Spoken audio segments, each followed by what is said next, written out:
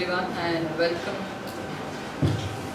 welcome to this CP Study Circle meeting on which is a panel discussion on SME IPO. All of you must be aware the SME IPO is picking up pace, and there's a lot happening in that space, and a lot to learn for us as professionals and for the people who will be responsible for this. We have three speakers today, two speakers and one moderator for this session. That is CA Prabhudev Aradhya sir, who has been a past chairman. I request our chairman Aradhya to escort him to the dais, along with Manoj Bansal, who is the managing partner of InCap Advisors, and Himanshu Srivastava from National Stock Exchange. Welcome to you all.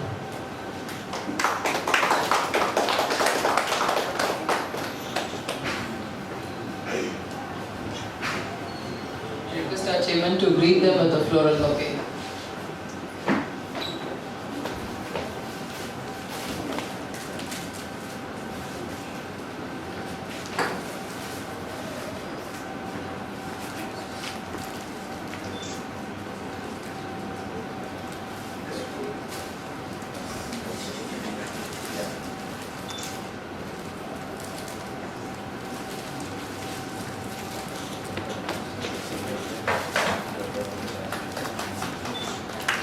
A warm welcome to all of you, and please request you all to take your seats.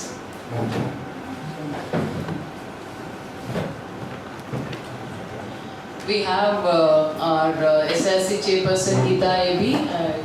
She's also here. A warm welcome to you also, ma'am.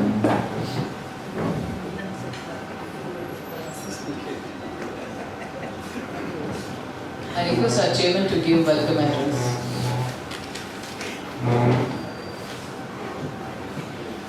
Good evening, my dear members.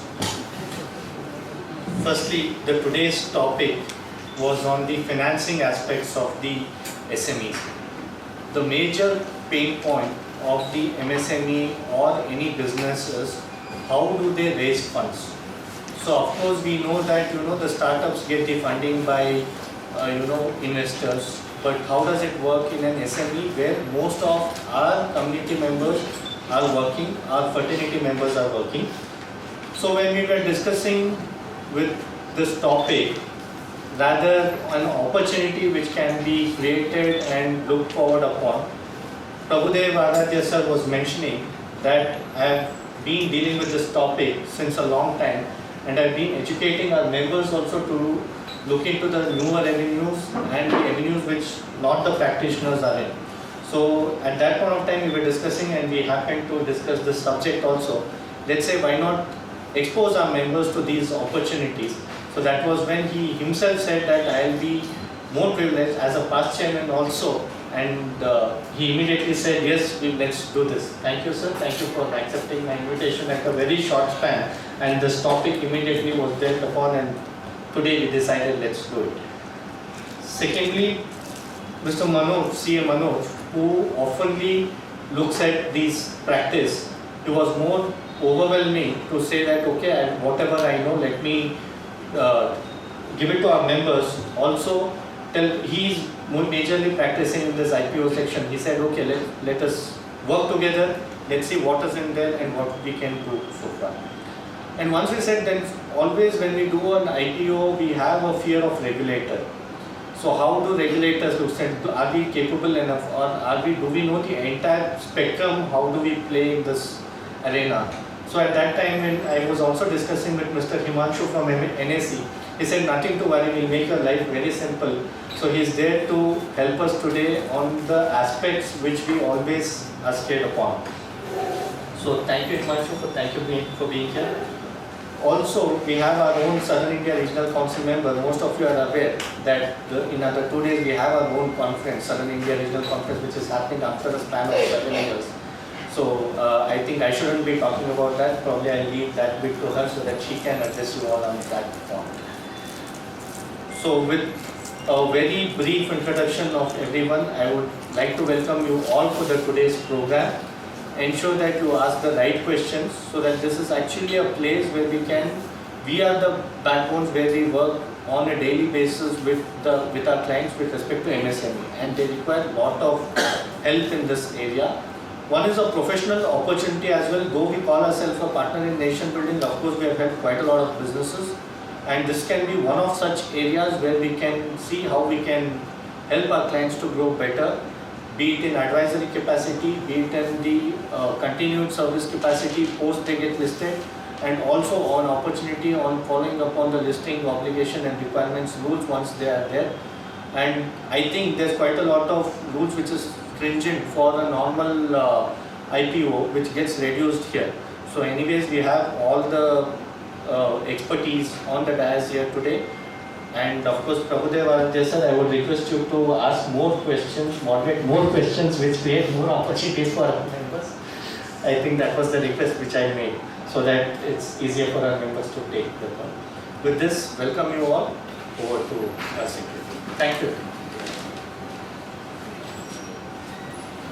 Thank you, Chairman. Now I request CA Geeta Edwin to address the gathering and also brief about the conference which is just 2 days away.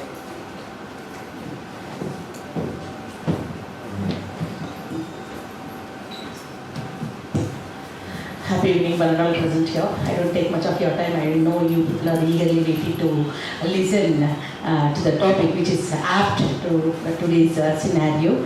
And for that I should appreciate Bangalore branch chairman for taking the initiative of introducing bringing this topic for discussion. And I should thank and appreciate, congratulate Prabhudev Aradhya sir and his entire team, because who else will be the better person other than him to talk about this topic, because being a member of FKCC led that committee and during his tenure, and being a past chairman of Bangalore branch. So I think he is a better person to talk on this topic. So apart from that, as Pramod was rightly mentioning about our program, well, 2 days is ahead for our program, the ARC conference.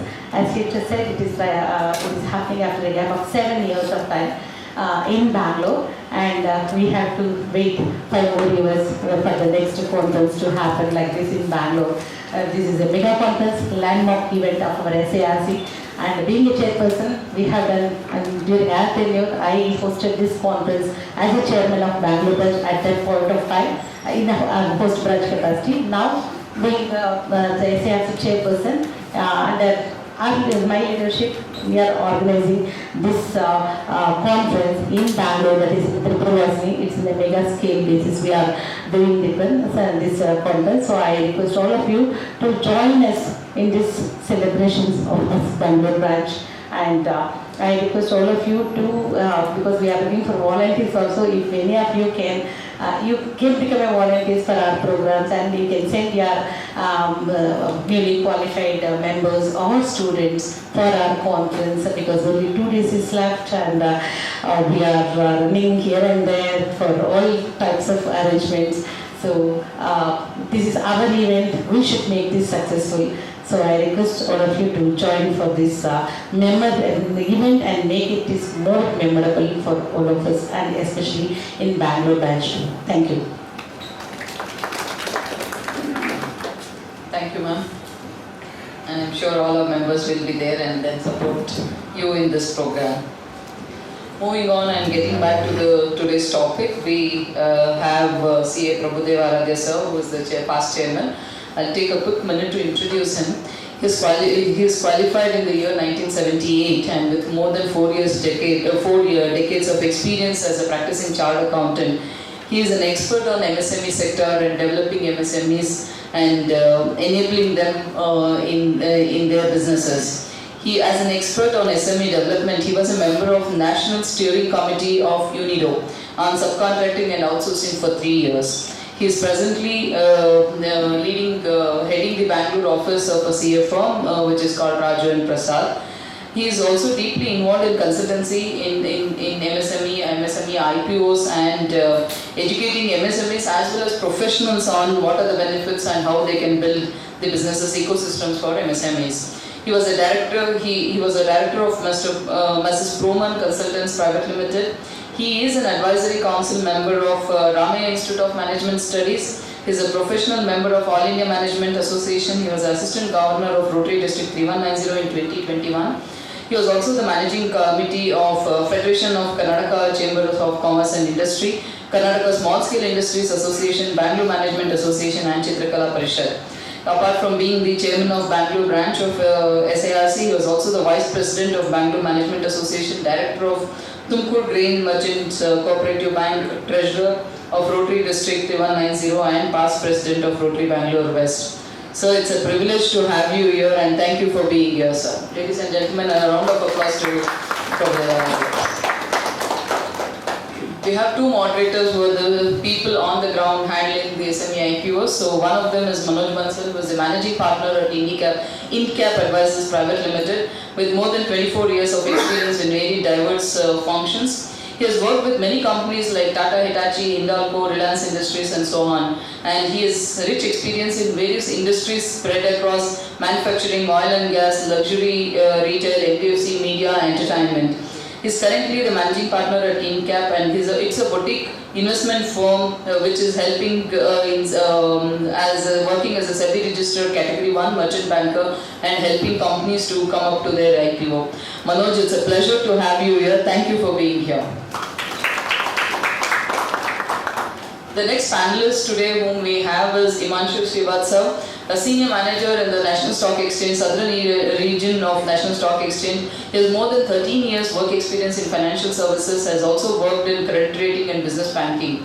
In this current role, he spends a lot of time in creating awareness and listing at NSEs, emerge NSEs and also SME listing platform across South India. So Himanshu, thank you for being here and a pleasure to have you here. With this, I hand over the dais to Prabhudev Aradhya sir for the moderation. Thank you, sir. Over to you all. Good evening, my dear friends, professional friends here. It's a pleasure to come back to the branch after a long time. It was long back I was the chairman here, but now coming back and seeing it more vibrant, it gives a lot of pleasure to me. Thank you, Chairman, for inviting me and Secretary too. Friends, today, in fact, when I discussed with my colleagues here, we thought we'll make it a more interactive session so that there will be more and more questions from you. As you know, SME IPO is a new subject which has come into the MSME sector itself. Along with that, to our profession, it is also very new. So, eventually, all of you will have a lot of questions. Then we thought, rather than straight away getting into an interaction session with each one of you, we'll have a short presentation from each of the panelists here, very short one. And after that, you will also have a more better picture about what is an MSME IPO. Maybe I will do a little of summing up. And then we'll get on to the question and answer session and take it from me. Almost 1 hour of it is allocated to question and answers. You can ask any number of questions, any type of questions, even if it is a little funny also, don't worry. We are all together, we are all professionals together. But then let there be more questions, it can help you and it can help us also. That's the reason we will have a longer question and answer session. So with this small introduction only, I request Himanshu to kindly give his presentation, and then Manoj will give his presentation and I will do the summing up. It's over to Himanshu.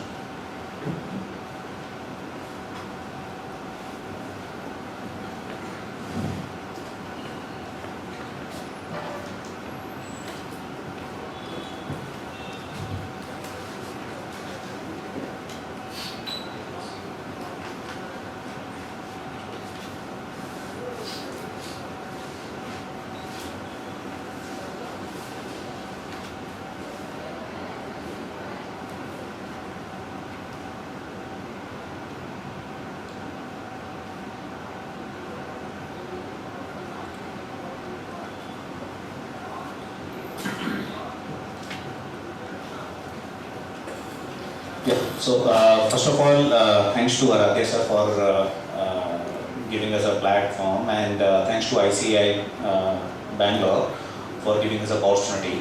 Or among all the CAs, probably I am the one who is not CA. So as Sir rightly told, probably we will have a detailed discussion during Q&A session. My presentation is basically to give you a glimpse about what is this platform, what is the benefit for your clients, and what is the benefit for the professionals. We'll start with, very simple. Firstly, how many people are aware about SME IPO? Okay, that will make my job easy, or during Q&A it will help. So as an stock exchange, we are providing platform where large corporates are getting listed. This is basically for people aware about the SME listing concept. So the way today you are seeing companies like Tata, Wipro, L&T, Infosys, or Happiest Mind from Bangalore, they are listed at exchange platform. Likewise, as per service companies. So, let's say turnover. But when we are talking about exchange point of view, our criteria is pretty simple. So, this is the simple criteria. At NSE, any company which is having a track record of 3 years with 2 years positive cash accruals and positive net worth, they are coming under SME for us. Now, if it is a private limited or limited company which is not listed, then on top of these 3 criteria, we are going to check their post-issue paid up capital on the face value.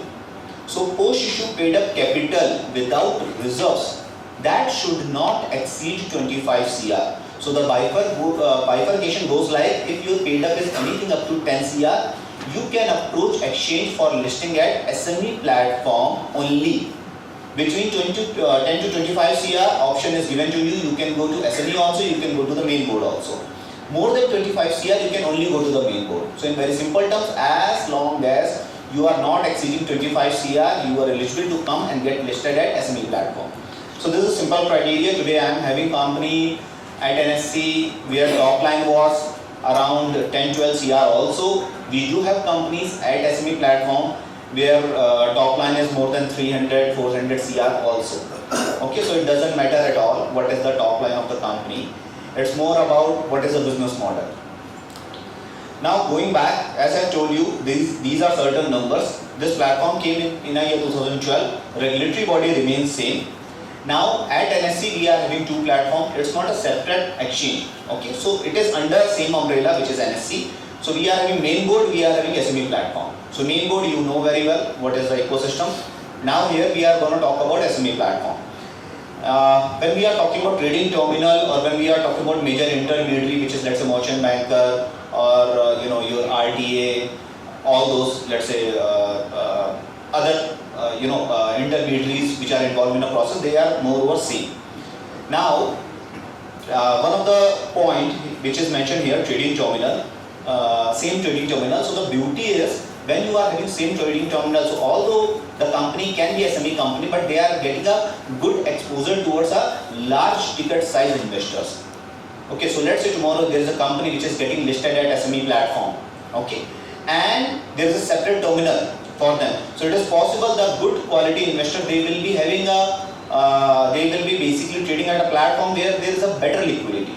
Okay, so these companies may not get an opportunity to get exposed towards the or get a visibility towards a big ticket size investor. That's the reason trading terminal remains same. Only difference is in the series.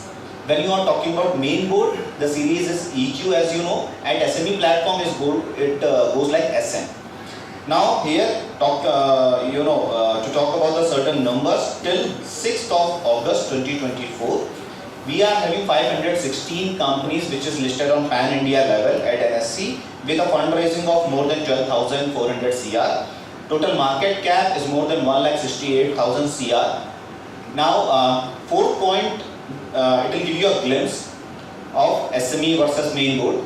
So typically, for the people who are not aware about SME, let's say somebody is talking to you about IPO. The first thing which will come in your mind, or let's say in minds of your client, because IPO is something which is required when I am looking at a fundraising, or when I am having a requirement of more than 100 at least, 500 CR, 1000 CR, 10,000 CR and all. At SME platform, we have seen companies coming up with a IPO size of as low as 4 CR, 5 CR. Average issue size, as you can see, it is around 20 to 21 CR. Today, seeing the way market is going, we do have companies which have came up with an IPO of more than 100 CR at SME platform itself. Okay, so this is not like a platform which is like a small. Okay, there will be a client or there will be people who might think, okay, SME which means it's small. No, SME is more like a gateway towards main board. So if you are having potential to get a valuation of 400 CR, you are diluting 25%, which is a basic requirement, then simply your IPO size will be 100 CR. So it's all about the kind of evaluation what you are going to get. And as I told you, it's a baby step towards main board or gateway towards main board. So once you are listed, a subject of completing 3 years at SME platform, we will give you option to migrate from SME to the main board. So the first company which got listed from Karnataka, the name of the company is BNB. So as soon as they completed the minimum migration criteria, they migrated from SME to the main board. Now this company is based out of Karnataka. Again, another example is there is a company based out of Chennai. Name of the company is Tejo Engineering. Now they got listed way back, the time when platform was introduced, and they migrated in last calendar year. So what we are doing, the migration is not compulsory. We will just open the doors. Whensoever you are willing, whensoever you feel that I am ready to handle all the compliances at main board, you can apply to stock exchange. They are made some of the criteria we are going to check. If you are meeting that those criteria, you can very well migrate from SME to the main board. Now these are the numbers. So currently we are having 139 companies which have already migrated from SME to the main board. So this is a pan-India data, not talking about Karnataka. From Karnataka, we are having close to 13 companies which are already listed with a fundraising of more than 380 CR. Now out of these 13 companies, 11 companies are from Bangalore, 1 company is from Mysore, another company is from Kodagu. We are having variety of companies, manufacturing, IT, all kind of companies are there under these 13 list of companies. So this is about the simply numbers. So this slide I will come later. Okay. So just to touch base, what is our regulatory guideline pertaining to this platform? Any company which is looking forward for SME IPO, one of the basic requirement is the companies will have to dilute minimum 25% stake, which remains same in case of main board also. Now, for this 25% dilution, company need to have a minimum of 50 allottees, which in case of main board is 1000. Okay, so this is the first changes which is done in case of SME companies. Now, when we are talking about DRHP, so DRHP is going to be in a same format, but only exchange observation. SEBI observation and SEBI approval is not required in case of SME listing. Now there is no requirement of IPO grading. Now one of the key feature what regulatory bodies have introduced, that is 100% underwriting. So let's say a company, maybe Wipro, okay, or SBI came with SBI card, okay. So let's say Wipro or any one of the known name, if their subsidiary, when they are coming for IPO, this is a known name, or they are able to do the kind of a marketing, they can infuse a good amount of money to do the marketing and all, where they are expecting a good response from market, or these people or the companies are known in, let's say, investor ecosystem. But let's say tomorrow there is a company based out of Penia, maybe Himanshu Private Limited, which is coming for IPO or listing from SME, listing at SME platform. The promoter might ask, sir, I am ready to go for IPO, but what if tomorrow after doing everything when I am opening IPO, a minimum required subscription is not there, or my IPO is undersubscribed, or IPO is failed, who's going to take the responsibility? So for that, SEBI came up with a guideline of 100% underwriting, which means it's a responsibility of a merchant banker to ensure that your IPO has to be fully subscribed. There's not even a single IPO which got failed. So before opening IPO, the merchant banker will do a complete roadshow, which means meeting with different category of investors. So your clients can be rest assured that if merchant banker is taking their assignment, then it's a responsibility of your respective merchant banker to get your IPO fully subscribed or do the required marketing. Now this is before listing. Now once your company is getting post-listing, you know the main board listed companies are supposed to do the quarterly submission. But at SME platform, quarterly submission is not required, it is half yearly. This is just to give a kind of a cushion to SME companies because understanding the kind of limitations what they are having, it's just to make sure before migration they are getting equipped with the process, and till that time there is a kind of a support required. Now migration, I have already told you. For migration, just for your knowledge, what is the 2 to 3 things we are going to check. One is the time when companies are applying for migration, we are going to check their post-issue paid-up capital, that has to be more than 10 CR. Their market capitalization has to be more than 25 CR. The number of allottees, the time when they are applying, that has to be more than 1000.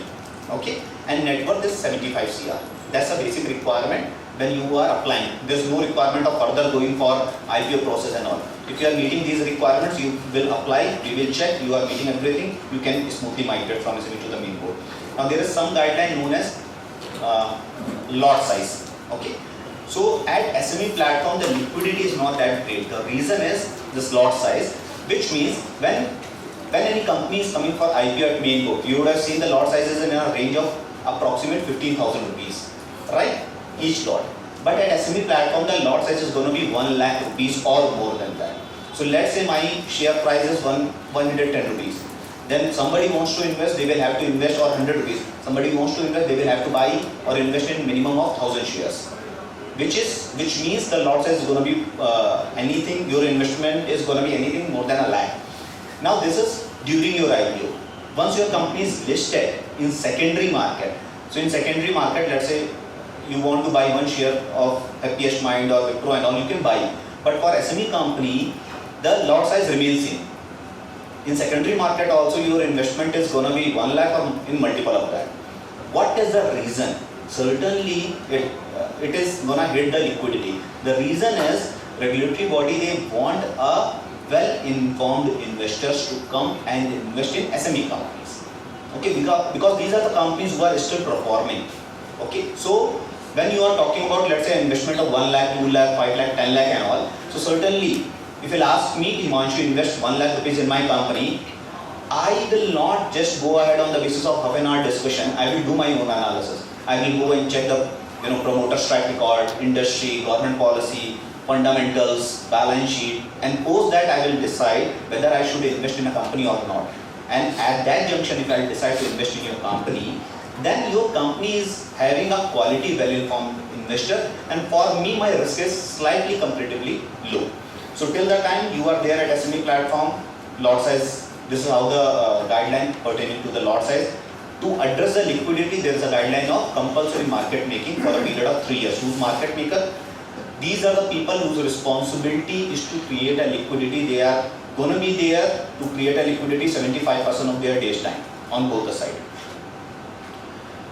Now sir, this is, as you can see, it is NSE eligibility criteria desired.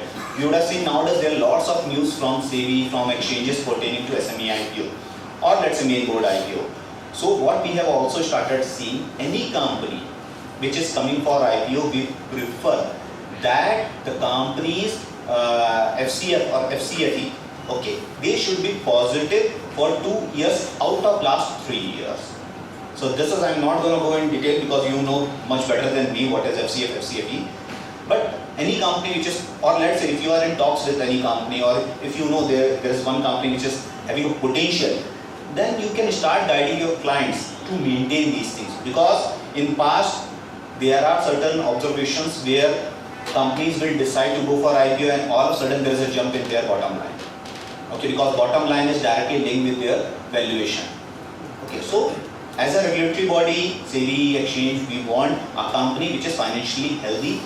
They should only come for IPO. Companies who are not meeting the criteria, they should prepare and then they should proceed. Now sir, these are the certain points which the promoter or their financial advisor, they should keep it in mind when the company is thinking about IPO. I will not talk about all the points, only thing is last point, which is the object of issue, second last point. So companies or promoter need to be clear about object of issue. raising fund from IPO may not be a big challenge, but how you are utilizing those funds, it is something where you need to have a crystal clear picture. Okay, so let's say if you are coming with IPO of 10 CR or 100 CR, you need to have an entire project plan.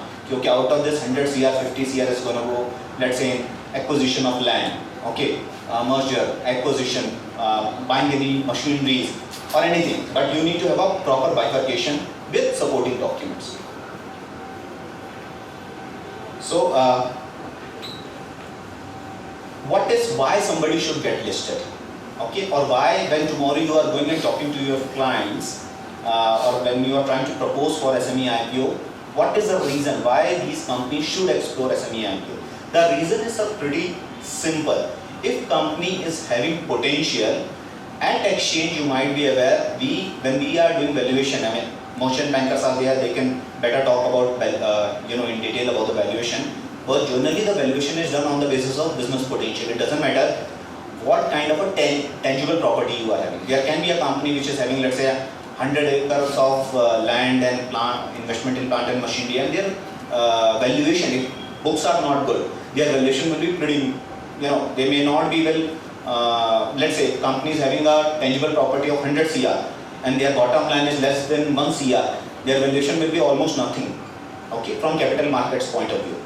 So, if companies having potential, they need not to be bothered whether they do have a tangible property or not.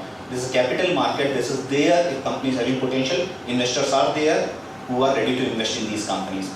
Now, as I told you, the trading terminal remains same. So, that, through that the companies are going to get a higher visibility. As you know, there are different category of investors across globe who are investing in Indian capital market or companies who are listed in India. So, when you are talking about, there are retail investors, HNIs, ultra HNIs, FIIs, DIIs. So when your company is listed, when you are performing, you are getting a better visibility. Tomorrow, when you want to go and do any kind of exports, you don't have to go and tell them, okay, my company is based out of Pina, these are my financials and all. Only one word, that I am a listed company, will give them a better clarity. Okay, you are coming under some regulatory purview. Okay, you are following some regulatory guideline. They will put the name of the company at NSE website, they can see the details. So that's where companies are getting better visibility and credibility in the market. Now you would have heard about e-shops and all. So you or companies can do lots of combinations post-listing to attract a better talent and retain them. Because if today I am giving e-shop to someone, they cannot sell the next day of joining and take exit. These e-shops are going to come with lots of lock-ins. Okay, there are different kind of terms and conditions.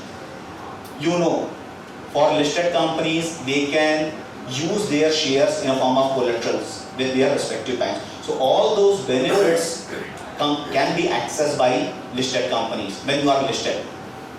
Because post-listing, if I tell you in one word, your shares will start working as a currency for you.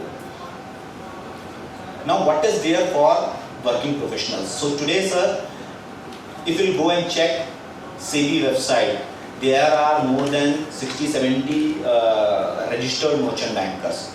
But out of that, maybe the active merchant bankers will be less than 50%. Okay, and the number of companies which are there in India. So that's where all the merchant bankers, they are looking for a good partners. Okay, or good people who can handhold with their companies and bring those good potential companies to these merchant bankers. So today in Bangalore itself, we are having a couple of CA and CS firms who started offering IPO as a consultancy services, because it's a win-win situation. When you know that there is a potential company, when you are dealing with them on day-to-day basis, certainly this is something which you think, okay, this is something which will make a value addition for their business. So one side, you are helping that company to come on board or get listed. Another side, it's a help towards a merchant banker. And when I'm saying you are helping any merchant banker, certainly there are certain terms and conditions involved, which is mutually decided by the firm and the chartered, let's say merchant bankers and the chartered accountant, or let's say company secretaries. So that's where there is a huge potential. As I've told you, 13 companies, precisely talking about South India or Karnataka. All the platform came in the year 2012. You can see there is only 13 companies, but happy to share with you till December 2022, we were having only 2 companies from Bangalore which were listed. And December 2023, there were altogether 12 companies. So 10 years it took for listing of 2 companies, and in 1 year itself, obviously these companies were in pipeline, but 1 year itself we got additional 10 companies. If we'll check the data, approximately you will see a same story for Tamil Nadu also. Talking about Kerala, and NSC emerged. The first company got listed from Kerala is they got listed from Kochi last calendar year and last financial year in fact. And already there are 2 companies from Kerala, other part of Kerala, who have already filed their DRHP. So that's where there is a traction towards companies coming up for SME IPO. Investors, they are looking for a good potential companies, because on the basis of the feedback what we are receiving from merchant bankers or the kind of us at certain forum from the investor, they are saying in compared to other part of India, South India based companies are relatively very clean. Okay, you don't have to do lots of structuring there. They are already following or having some good healthy practices. So this is how the what is there for you as a professionals. What exchange is doing, when you are going and talking to anyone, we are trying to even whether it's about you or your client, we are trying to help you end to end. Okay, talking to your client, if required, explaining or giving a kind of a brief to your team, connecting you with the right intermediary, even during your DRHP process everywhere. So this activity is not there, pretty much not there at main board. So we also know at SME there's a different ecosystem. So certainly we are trying to extend our possible, the kind of a support which is possible from our end. So this is, so before winding up, as I had only 15 minutes I've taken it, NSC we are having lots of MOUs with different state governments, where there are certain state governments who are they are going ahead and providing certain kind of financial assistance. Happy to share with you. Recently in Feb 2024, NSC we have also signed MOU with Government of Karnataka. You would have seen in news, where Government of Karnataka, they are ready to provide a financial assistance for companies who are going for SME IPO, that is up to 50% of the IPO expenses up to 25 lakhs. That is pretty much there in news also. You can search it, you can see. Fine, thank you very much. 1 minute, one question. SME is one, MSME is another platform. It is only SME, sir. And one more thing, 2 times you told Himanshu private limited and one more private. It has to be public limited company, right? No, it can be a proprietorship company. It can be a partnership company. It can be a private limited. It can be a company which is limited but not listed.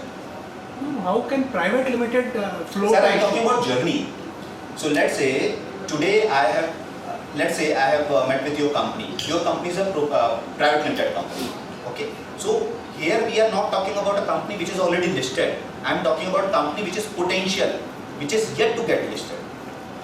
Are you getting me? So when I am going and meeting with these companies can be proprietorship also, partnership also, private limited also, and limited also. You are limited doesn't mean that you will be listed company, right, sir? No, but before listing, you have to convert yourself to public limited. That's true. That's the reason I have told. It's a journey. Okay. So a company which is a proprietorship, they might be meeting our criteria, but yeah, during ROC process, they will have to change. Same way. For partnership also, private limited also, everybody, they will have to go through. So once you are filing your DRHP, it has to be a limited one. Thank you, sir. Thank you. Friends, can I have a small point, please? Please make a note of your doubts and clarifications what you need. We'll have the question and answer session for all the 3 at the end. Okay. Let them give their presentations. Thank you, Himanshu, for the excellent presentation which you gave. We have heard Himanshu talking about the rules and regulations, and SEBI required regulations also. Very strict things which are there. Good enough. Now we will have a very light-hearted talk from our merchant banker, Manoj, Bansal, and I request Manoj to take it, please. Please make a note of your doubts. We will certainly, every question will be answered.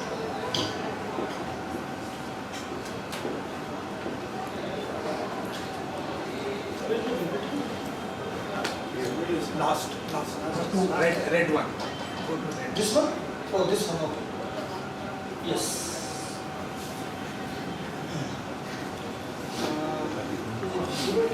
Go to tools. Tools options. Where is it? Tools. Tools. Slideshow.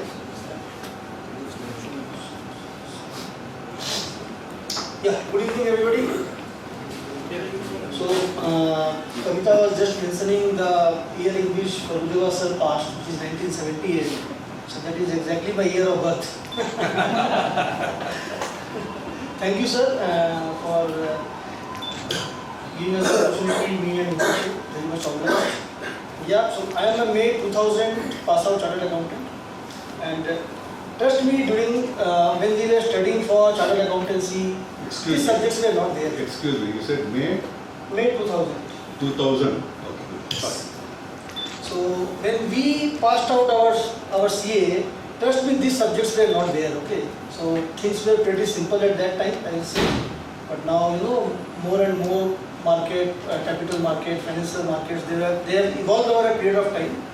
And now, of course, main board was there at that point of time. But yeah, in 2012, this SME platform came. So lot of new opportunities for members, number one.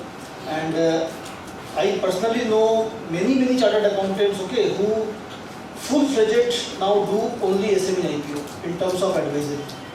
Even though they started as a firm, or they were into corporates, then shifted to practicing. But eventually now the market is so big and it's still untapped. So now they are full-fledged, 100% time they are devoting as an advisor for SMEs to come up with their IPO. So that's the kind of opportunity that this particular field has as of now. We have seen it's more prevalent in Gujarat, Mumbai, Pune, okay, and Delhi, NCR. It is yet to come to South, I will say, full-fledged. So what I will do, I will not talk about too much of theory.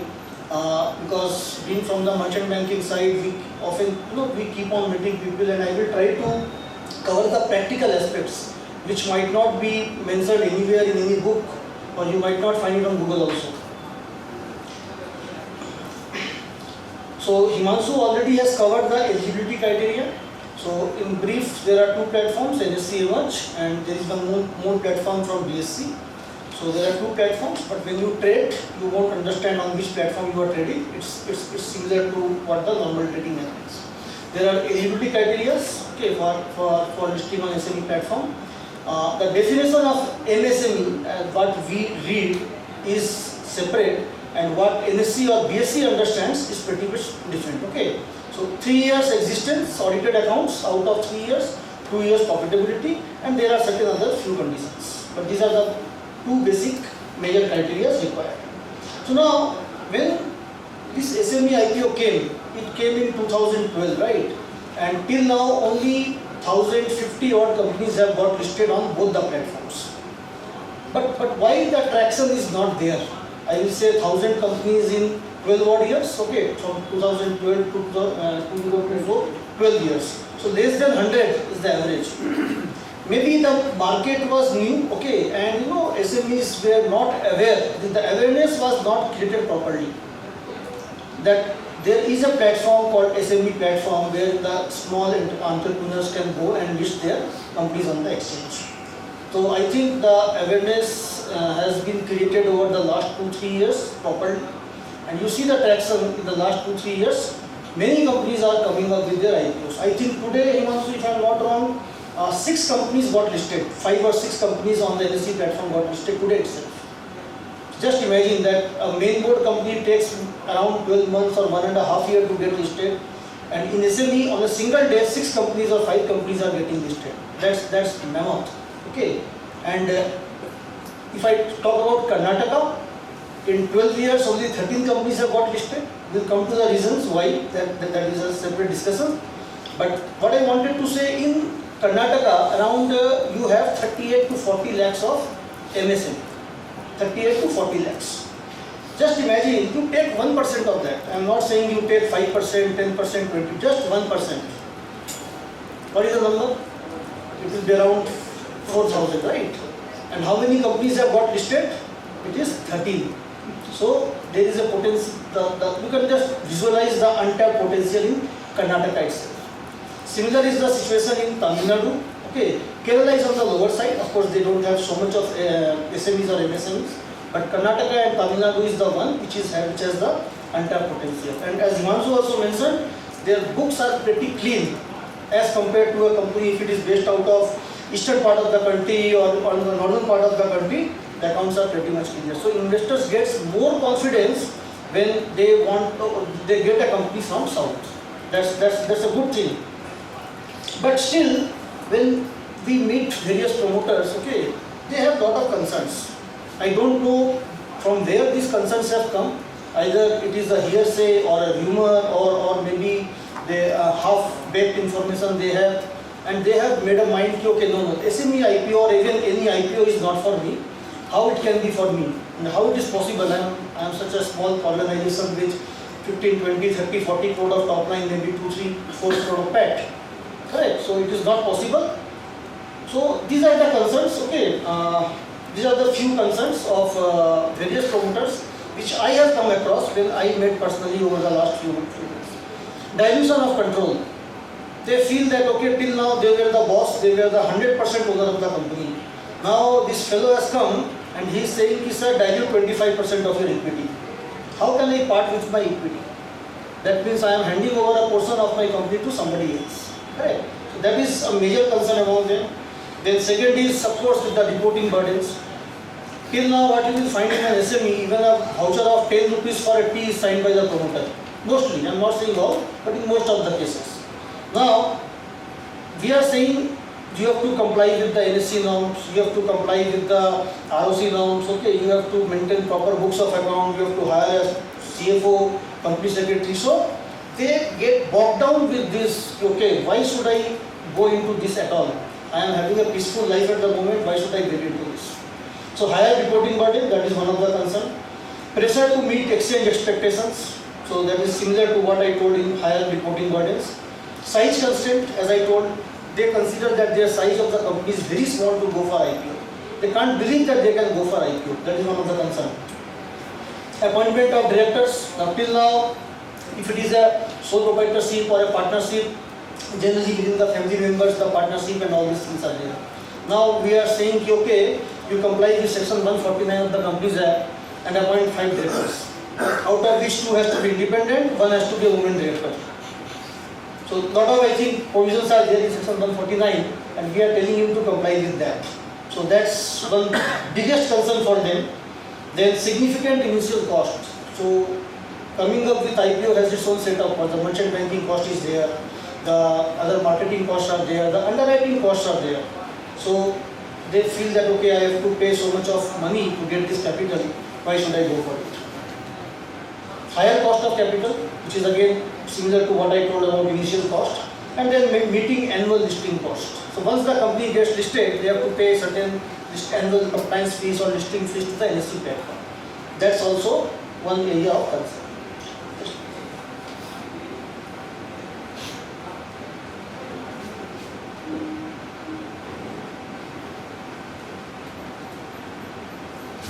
So we will come to this, various concerns which the promoters have.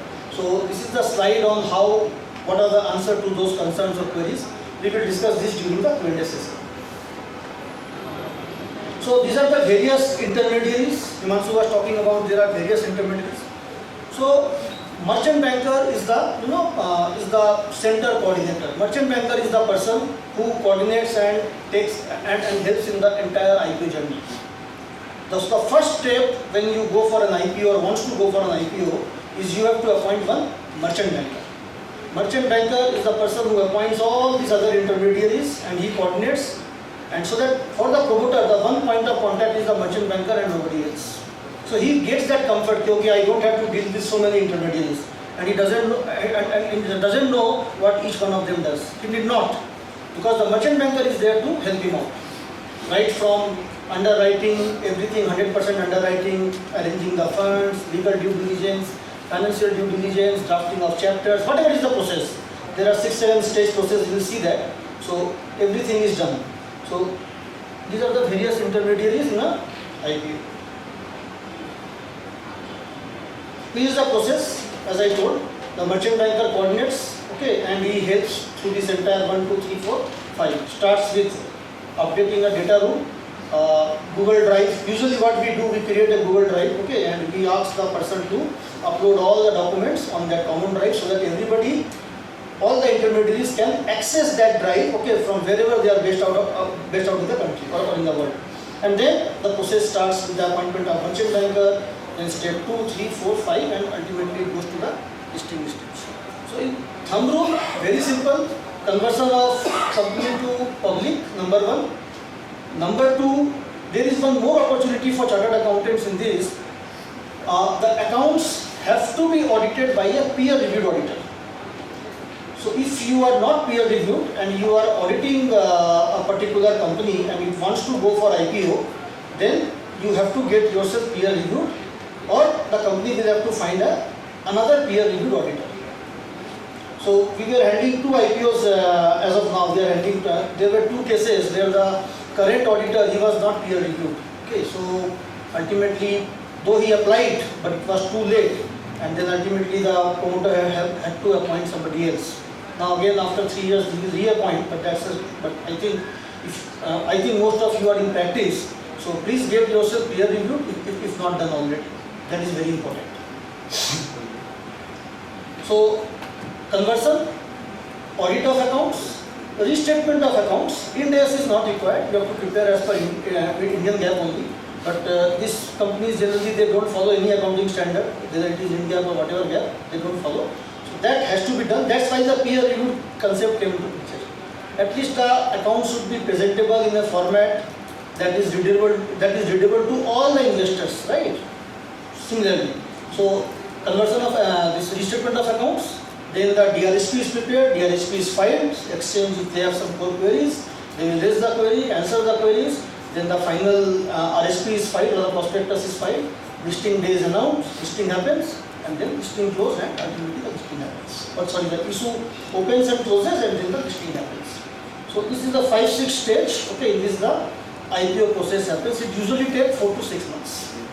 It can happen in 4 months also, but what we have seen till now, it usually takes more than 4 months. Now valuation. So at what value the company will get listed? The concept of valuation in SME is completely different if you compare with a main board, and if you compare with a startup, then definitely it is not comparable. Startup, I don't know how the valuations are done because that is in Excel, so I won't be commenting on that. I don't have much knowledge. But yeah, main board generally what they do, they have a DCF method. Okay, they have some projection based on which the valuation is arrived. Basis whatever 3-4 formulas are there.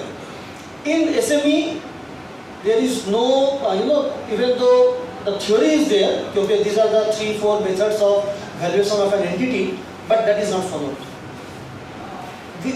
The valuation method that is followed in SME is the market method. What is market method? Or I will say the underwriter method, which is not there in any book. It says your PAT, okay, current PAT, or the projected PAT for the coming year multiplied by a P multiple. Very simple. Number of times. That number of times can be from 8 to 15 times. So to give a simple example, suppose your current year, which is 23-24, your PAT is suppose 5 CR. Okay, and I assign you as an underwriter, merchant bankers are underwriters also. So I assign you a value multiple of 15. So technically the enterprise value of your company is 75 CR.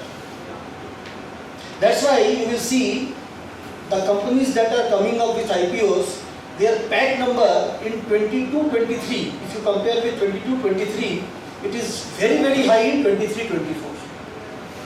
Why? Because till now these SMEs, they are masters of tax planning. They were doing tax planning till now. Meaning, anyway, they were doing the tax planning. But now, when they decided to go for IPO, they realized that this tax planning will not work. Or has not worked. Then turnover planning. Turnover planning also doesn't work in SME IPO. As I told, SME IPO is on the basis of PAT. Your turnover can be 10 CR, your profit can be 8 CR also possible. So we don't look at turnover, we look at PAT. Actual profit kitna hua? Very simple. Now this fellow, so interesting one person I met, His PAT was actually 6 year, actual PAT I am talking about, and he was reporting 60 lakhs. And he wanted to come for an IPO. I told, what about the balance? He told, sir, tax planning kiya hai. Very good. Now this, who has suggested you? So he told me, nikal liya. So then I gave him the calculation. You see, if your actual PAT is 6 and I assign you a value multiple of 15, the value of your company comes to 90 crore. You have done tax planning, 60 lakhs is your profit. If I assign you a value multiple of 20, suppose, then also your company's value is around 12 crore. So you have lost 78 CR in the bargain. How much tax you have saved? You have saved tax of around 1.5 CR or maybe 2 CR. If I take 25% as the basic rate, okay. Then his eyes opened and now he has shown the PAT this year 3.5 CR. So he cannot show from 60 to 6 in 1 go. Next year do it. So it's a good thing. What has happened? Now lot of tax which these SMEs were doing as tax planning, yet they want to go for IPO. Now they will start reporting the actual PAT. It's good for our country also. Please understand. So lot of this parallel market will shift to the structural market. That is a good thing about what is happening. So this is about valuation. Yeah. This Himanshu has mentioned. I will not start this. I will not discuss this once again. So this is the main difference between a SME platform and a main board platform. So the compliances are pretty much less in SME as compared to a main board. And of course, after 3 years, if you want, you can migrate subject to fulfillment of certain conditions. This is section 149, as I told you. Now let us see some success stories. I don't have failure stories over here because failure stories, although if you see on an average till now, everything cannot be rosy, right? Something must be on the other side also. So around 32% companies are there in SME field. Till now, whatever the listing has happened, they have given a negative return. 32% of overall. But 68% they have given good returns to the investors. So this is the most famous company of SME, I think, Aradhya Vision. Okay, this company got listed in 2016 at the rate of ₹16. And few days back, the share price of this company was around 4,000 rupees. And you can see the numbers. It's not that it has just got, it has come out of the blue. Their top line and PAT when they got listed was 240 and 21 CR. With the IPO money, okay, they opened more stores. They are a wide level goods manufacturing selling company. Okay, they have many stores. So with that money, they opened more stores. They were able to bargain better price from their vendors. And in 2023, their revenue was approximately 6 times of what they were doing, or 5 times of what they were doing earlier. And PAT jumped 4 times. So the market will give the value. They migrate to the main board also. The market dynamics will give them the value. Just imagine the value of wealth creation that has happened to the promoters and the other shareholders as well. So technically what we do, generally, many advisors, I will say, what they do, they sometimes don't charge their fees. Like we merchant bankers, sometimes we don't charge our fees. We say, okay, we will not charge our fees. We will invest in your company in advance. Or we as a merchant banker cannot invest, but we get investors to invest over there. So you can imagine the value multiple that is going to happen or that is going to get created in this sector. Main board में इतना नहीं मिलेगा, impossible. Another company, this is into designing and manufacturing of jewelry, Sky Gold. They also did very well. You see, their share price is around 1,400 rupees. I think if I am not wrong today. This is an old slide. At that time, it was 1,200 rupees. So this is one company which is into service VFX digital platform. 4 times. A little bit about IndCap. So we are a semi-registered category 1 merchant banker. We help companies to come with their IPOs. Number 1, we are into debt syndication, merger acquisition, private equity. We are more than a 25-year-old firm. Our head office is in Calcutta, and we have an office in Bangalore where I am based out of, and we have office in Mumbai and Delhi as well. These are our various services. This is my friend Samir, his wife Kavita. They are the founders of this company, total director, and we have a very strong team, okay, led by company secretaries, MBAs and chartered accountants. So, thank you. Thank you, Manoj. It was an excellent one with a lot of figures being given. I am sure you will all like those figures which have been mentioned. There was one small addition I thought I will make, Manoj. You mentioned about the sky gold. I am sure all of you would have made note of those success stories. In one of that is sky gold. He mentioned, it's an old slide I have, the last rate of 1,400. I would like to make an addition there. As on Friday, the same sky gold was at 2,200. Can you imagine what it has done? That's the latest. You just open up your mobiles and check on that. These figures are available to you. We did not give a bigger figure, nor Manoj can give a bigger figure, or Himanshu. The one which started with 100 rupees, right? 97 is today 2,200. Probably today should have been 2,300 also. This slide was 2 months old. At that time it was 1,200. So I did not take the price today. I thought, okay, I thought so. That's the addition. Yeah, thank you, sir. I was also following that particular case. Thank you.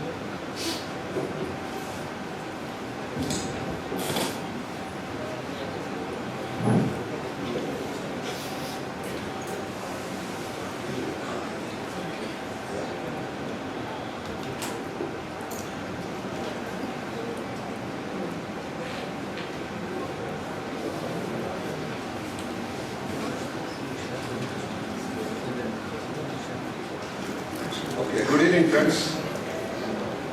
You have heard the version of the NSE person. What is the stock exchange thinking of? What is SEBI thinking of? And what are the rules and regulations followed? You have also heard the merchant banker as to how they go about these things. You have heard the other side of the story. But let's also know, as chartered accountants, what is it we can expect? What is it in store for us as chartered accountants in the subject of SME IPO? Sorry. For me, SME IPO has given me a lot of benefits. The biggest benefit I have got is I have become much more younger. These last 8-10 years of SME IPO has made me much more younger, and that is what a change in the type of professional practice which each one of you can also look at. It can be a change, it can be an addition, it doesn't matter. Having said that, there are some which I had prepared my presentation here already, and a couple of them, some of the points have already been repeated already. So I will not repeat that, as I mentioned already, and I will not repeat that, but then skip some of those figures, make it as short as possible so that we get into the main thing of question and answers. We had this all India statistics of around 1,200, 1,300, 1,415 if I am right, is the latest figure of SME IPOs which has happened in the country. Unfortunately, in South India, we find the figures are around 200, 230 or so as of now. Why is this? Or even less than 200 if I am right. Why is this? There have been a lot of reasons for this kind of thing. Even though after 12 years, some reasons have been given by Manoj, but then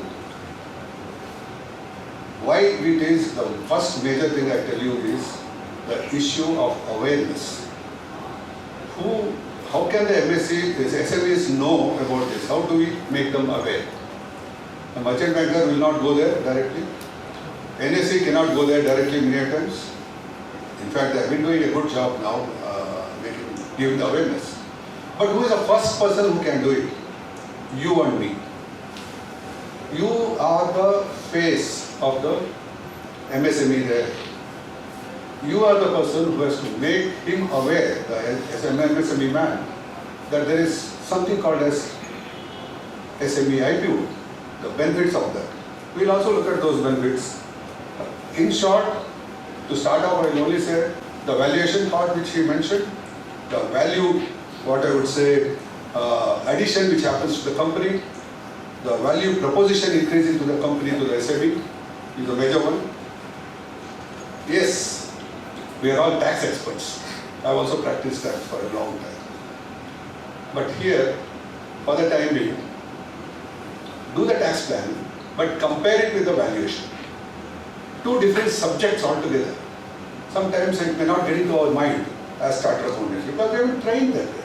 Tax, income tax, GST, blah, blah, blah, so many things. We got so many things so that we have always a confusion of different types of taxes. But now look at this and compare it to the valuation and the benefits which the SMEs get. Because you give that benefit to the SME is also happy with you much more. Second major one I would say, an SME needs 25 crores for his expansion or a diversification or even 100 crores. Normally, you as chartered accountants, what do? Immediately make a project report, go to the bank, financial institutions, many other institutions, and help them to get their things. What do these people, MSMEs do? They take the loan, mortgaging other assets, blah, blah, all this is okay. Along with that, he pays the interest on the term loan and also the working capital loan. For term loan is at least a minimum of 7 to 8 years or 10 years. Interest for 10 years is being paid by this SME. He makes a profit of 10 crores, pays interest of say 1 crore, just a hypothetical figures I am giving. If he had not paid that interest of 1 crore, he would have made a profit of 11 crores. He is better off than what it is. Then how do we get these things? For me, SME IPO is the answer. One apprehension, do we lose the control of the company? Straight, I will tell you, zero chance of that. No chance of he losing the control of the company. SMEs, I have been with the SMEs for a very, very long time. Having seen SMEs in close quarters. If I say I am an SME man, I feel it is very close to my heart. As much as when I give my daughter in marriage to the other person, that person is the other person, the son-in-law. This is how we feel so much attached emotionally to the SME of ours. We don't want anybody else to be there. Now this is where you as chartered accountants have to talk to the SMEs, the benefits of an IPO, and also ensure that he continues to be within his heart only all the time and he doesn't lose control of that at all. So these kind of smaller awarenesses are very important, but now let's get on to the subject. Now a small definition of what a SME is, you will all know about it. A micro manufacturing unit and a service unit is 1 crore investment and a 5 crore turnover. Then we go to the smaller, three definitions suppose.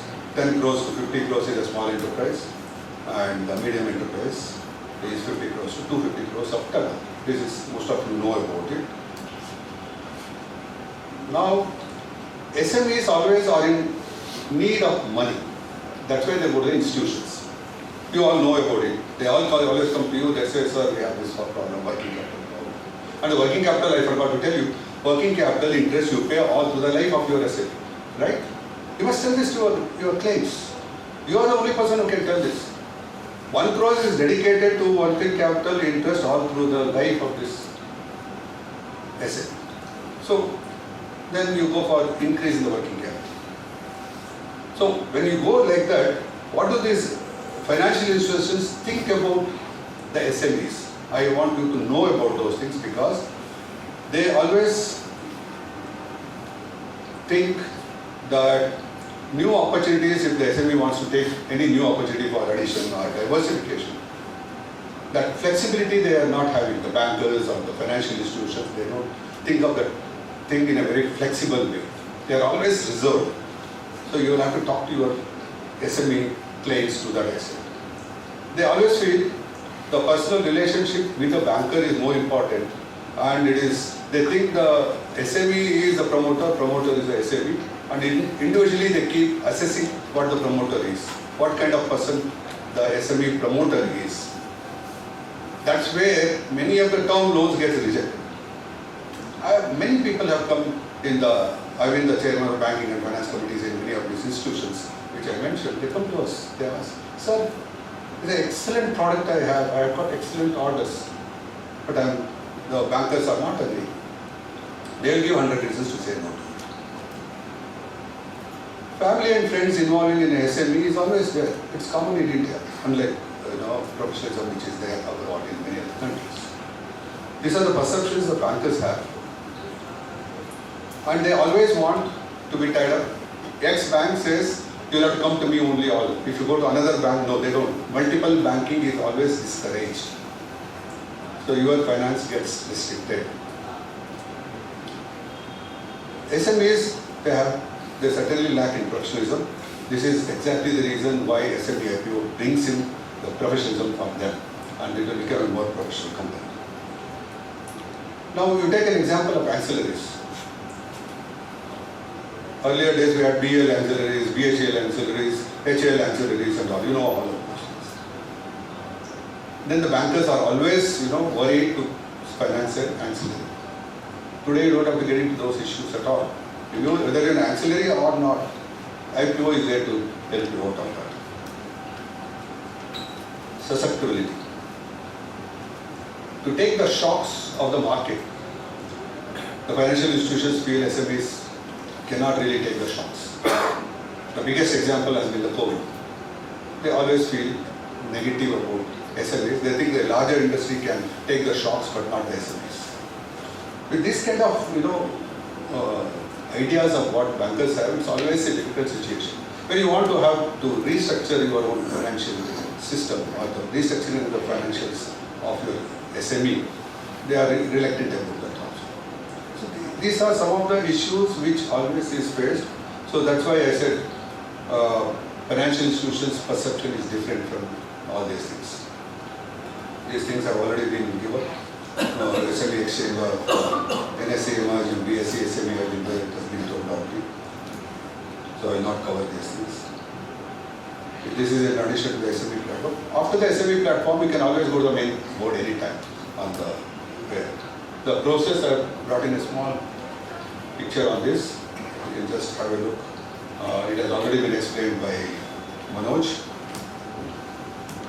Now this is where I want each one of you to kindly give attention. What is this SME ecosystem which has been working?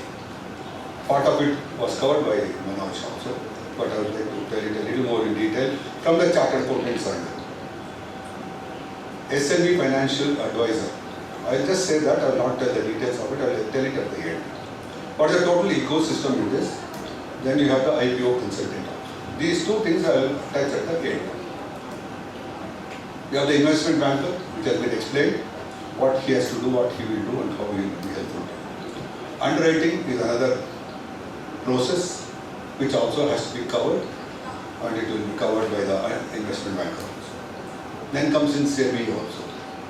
SEBI is another player in this market. You have to file the DRHPs, draft red herring prospects. Then you launch the IPO.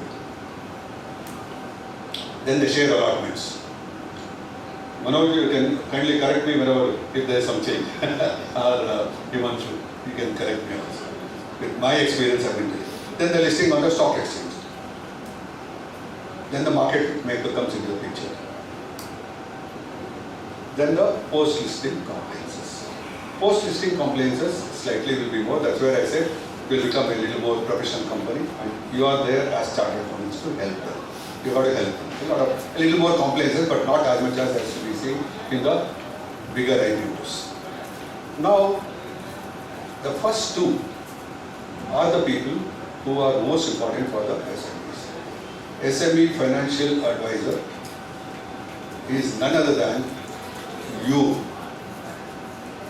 are the person, the first face over there to say, you have got to advise your SME that this is how we can go. How we have to go about, we'll talk about that. Then the IPO consultant, it may be somebody like me who's been a little experience, or our friends are here. As IPO consultant, we also can help you on the financial structuring and how we can go about the other issue of the tax planning vis-a-vis the valuation. There was another question which has come up also. When that we'll talk about the valuation issue. So this is exactly the point of this ecosystem has to be maintained. Each of these people have to be connected with, and then you have to give the best of the professional service to your client. This is the point which I want to emphasize. In India, MSMEs, this is what I can see with a lot of studies which I have seen also. They are undercapitalized and highly leveraged. Highly leveraged, term loans, different types of loans, angel investors, private investors. You all know the restrictions you have from the angel investors or the startups. You know the type of targets they give. All these things are here. Here it's completely market driven. If Skygold can touch 2,200, the market driven. They have shown to the market that this is what we are. Otherwise, probably they would have been at 500 rupees. From 97, they have gone to 500 rupees. But still, they have gone to 500 rupees. This is what you do. You maintain your targets, you work and show it to the market, and you get gained by the valuation of your company. Unfortunately, more you work, you pay the interest, and your profits are shown less. That's why it's highly leveraged. That a study of the MSMEs in India always shows it's always highly leveraged. You have to, convince your MSMEs. And here in MSMEs, this is the platform where you can raise the funds. I don't use the word raise the capital. I use the fund. I use the word fund. You raise the funds by SME. Look at that way. Because raising the capital always gives a feeling that, yes, I am doing away with something of mine and I might lose the control. You want funds today to diversify, convince the banker and then get 50 crores? Very difficult. Right? You are doing this product, why are you doing another product to diversify? Is a question you will ask. So likewise, you have to say you are raising the funds. These things have been told, I am not going to it. Potential risk of failure in IPO is nil because SEBI itself has said the merchant banker and the underwriter has to ensure 100%. So you don't have to worry at all. Once the issue is there, it is completely subscribed.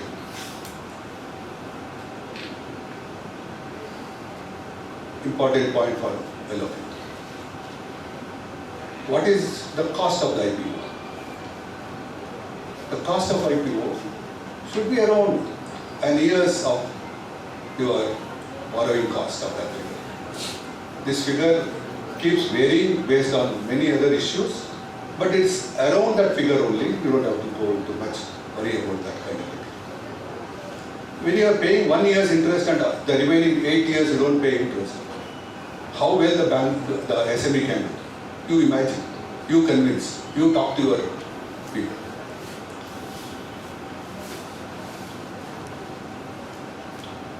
You can use, there's less restrictions on the usage of the funds raised, which has already been explained by Manoj. And finally, promoter will neither lose his shareholding nor control over the management. This is the very important point. The figures of the All India ones which I said, South Indians are always a little more conservative. We are conservative. Yes sir, I would like to tell that very specifically. We are conservative. We don't want to give up the control. But here is a chance where I told you are the face of the SME. You have to talk to your SME on this. Please do it. I am talking to you as a chartered accountant. From the chartered accountant angle, I am trying to stress this point. And that's exactly the reason why only 150 to 200 have been there in South India in the last 2 years. I have addressed many forums, in the chamber, in the CASIA. Everywhere they have the same people. 100 people come for the meeting like this, when we go to address. I get 5-10 questions, and probably only one person might come to me and ask some more questions. After that, that's their life. Doesn't go. They have that fear. I don't know why that fear is. Who can set it right? You and me can do it. We have to do it and give the benefit to the SMEs. This has been covered already. I will not go into these details. This we can work out also later. It unlocks the door for creating value to the company. The figure has already been given by Bansal. The valuation which goes. Today, what is the value of that sky gold? You tell me. At 2,200 rupees, what the value of the company itself. They would not have got that otherwise at any point of time if they had gone for a loan of that. And trading, all that will be part of it. Now I come to the post-listing compliances.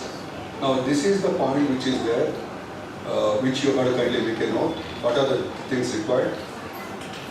Disclose, they told that, financial results on a half-yearly basis, whereas in a main board IPO, it was mostly just quarterly and all that. Here it has been lesser. Corporate governance requirements are much lesser. Corporate actions have to be reported where it is necessary, important.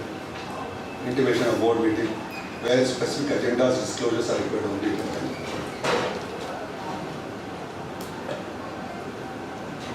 Any major issue on the fundraising and all that.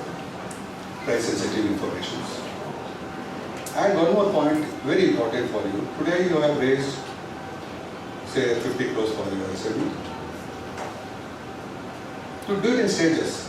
2 years from now or 3 years from now, we can go for one more. You can go for further. Do it in stages also. That also can be bought. Only thing is the cost of issue. More the figure, it will be, the cost is a little lesser. Now this is the most important slide I want to share with all of you. Having spoken for all this time, all of us, actually each one of you say, what is it for us? I've already told generally what it is. I said guiding, you are the person who is guiding the SMEs or the IPOs. You are the guiding person. It's a niche area of practice for each one of you. Overnight you may not be in a position to do it. Don't worry. We are there. Many of us who are already doing it, we are there to help you. Anytime you can always call me and take anything. There is not an issue at all. You will be the face of SME as I told you. PAW audit, what are the opportunities for you in the profession. Finally you are doing your profession. You have to earn your bread also. Attestations will be there. Company valuation work will be there. Who is doing it? Who has to do it? Either you do it, if you cannot do it, you ask your friend to do it. That's another CA to do it. You will be also advising them like developing the strategies, financial restructuring for the company, restructuring of the capital. These are the areas which are newer areas which you can guide your clients. You can advise SMEs on IPO, not restricted to that. There will be a lot of opportunities for your own clients to have some mergers and acquisitions. There could be some private equity requirement they would have had. Strategic sale requirements could have been there. Now this is where you come into the picture to guide them. If you cannot really, get into these things, let us know. We can always get together to see that SMEs are well advised for the best of the things. For a good M&A also, they can look at IPOs. Joint ventures to grow. And post-issue compliances. I showed you what it is already. Post-issue compliances is a big practice area for each one of you. Post and pre-listing support will be given. And that's how we go. So with this kind of background which I've been sharing with you, I thought this awareness we have tried to give it to you, and you take it forward to your own people, your own claims, or any other person, any other SME also. And that will be the time when you can really bring in the IPO into the picture. And we would like to see probably another 2 years or from now, there will be at least 1,000 IPOs, SME IPOs in Karnataka at least. Okay, thank you. Now we'll go on to the question and answer session. What we have, I already have a few questions received from the friends. While so I have made a list of that. Rather than that, what I will do is, you have a question, you give one question, I will give one question to them, and there will be the people who will be, handling it. I might try to tickle a little bit, that's all, but the rightful answers will come from them. So, can I have the first question from any one of you, please? Yeah, please. Is there a mic? Can mic, please? Okay, fine. Just one minute. Or if you can be as louder as I am, you can also go ahead. One here. So my question is, in your experience, what is the liquidity in the SME market? Like for example, if the promoter wants to do a block deal, is it easy for him to get an exit? How is it once you list? I will put it in a little more lighter way. You want 50 crores? You want 100 crores? 500 crores? 1,000 crores? Don't worry about the liquidity in the financial market. The financial market is with a lot of funds available to you. You first decide what you want, how much you want. It will be given. If there is anything to add, you can add. Correct. So, as sir mentioned, there is a lot of liquidity. So, lot of liquidity is there in the market. So, money is not the issue, as I told you. There is a lot of money waiting on the sidelines, okay, to enter the market. Number one. Number two, there is a locking period, okay, for the promoters. So, the promoters, whatever equity capital they are holding, pre-issue and post-issue. So, there is a mandatory locking period which they have to avoid. This is in order to protect the retail shareholders. Because the promoters, see what might happen, the promoters might use the company, dump the shares, okay, and leaving the retail shareholders in the dirt, right? So there is a locking period ranging from 1 year to 3 years. So there is a certain percentage of holding which they have to minimum hold for 3 years, which is the 20% of the post-issue size. And over and above 20% it is for 1 year, as of now. On main board it is 18 months and 6 months. Being part of you, I'll ask the next question as a third comment. Okay. Can I, Manoj, what would be your thoughts on the valuation being assigned to the SME while you see? How do we go about it? So I spoke about the valuation in brief during my session also. So see, there is a concern in the market, okay, and this concern is primarily from those, I believe, those who have missed the bus, technically. In SME IPO, the valuation is based on actuals. It is not on projections, okay, and it is not on some Excel numbers. It is based on your past 3 years performance, number one. Out of those 3 years, 2 years have to be profitable, that is number two. And the value multiple that is assigned, it is on the base of current year number.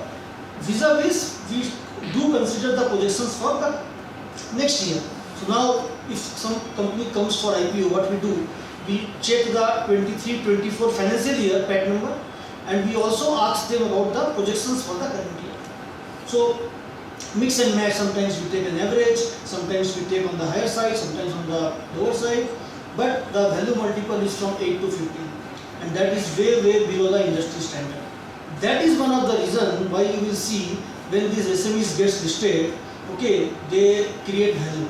How they create value? Suppose getting listed at 100, their price reaches to 500 in a very short span of time, because there is an industry PE available, right, in that sector. That industry PE is suppose 100 example, and this PE is 15.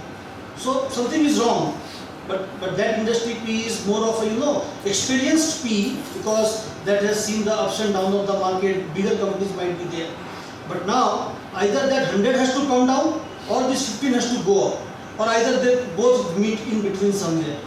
That's how the value is created in the SME market. But yes, of course, thumb rule, the business model has to be good.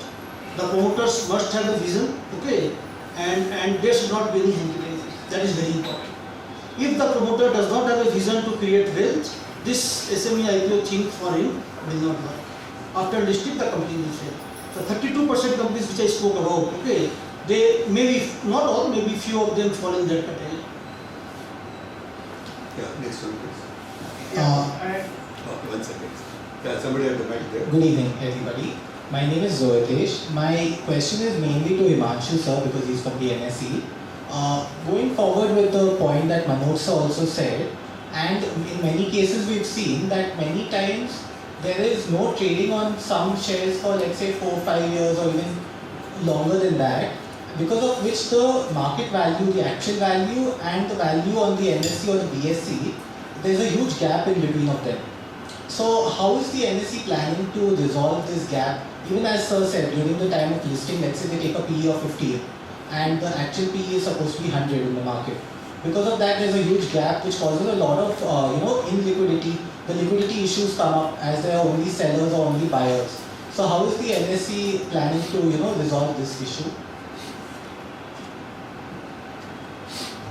So sir, to put it very simple, when you are talking about, let's say there are stocks or companies where there is a lack of liquidity, okay. So it's all about company to company, whether you will talk about main board, whether you will talk about SME platform. All companies are not part of, let's say, Nifty 50 or Nifty Next 50.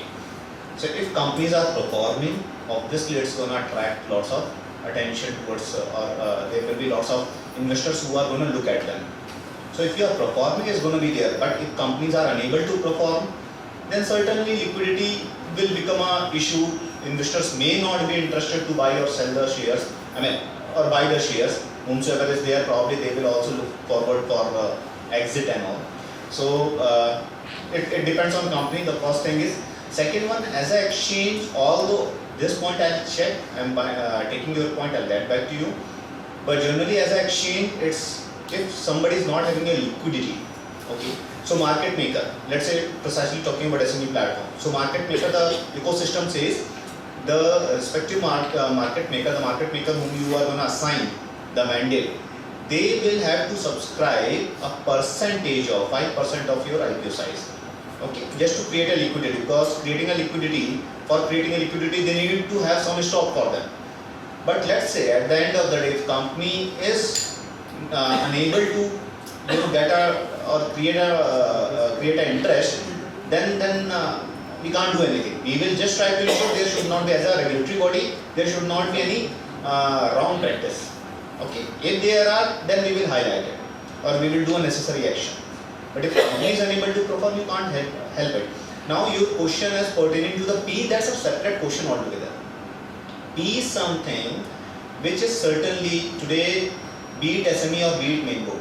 Let's say a company which is listed 3 years back, they have performed. Or let's say my company, IT company, let's say I'm having a company, Himanshu IT Limited, something, or private limited.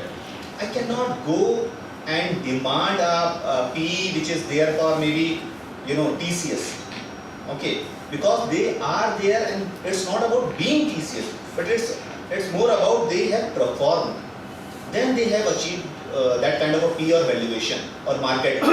Okay, so for me anyway, if I'll ask you to invest in any one of the new company, you will certainly look forward.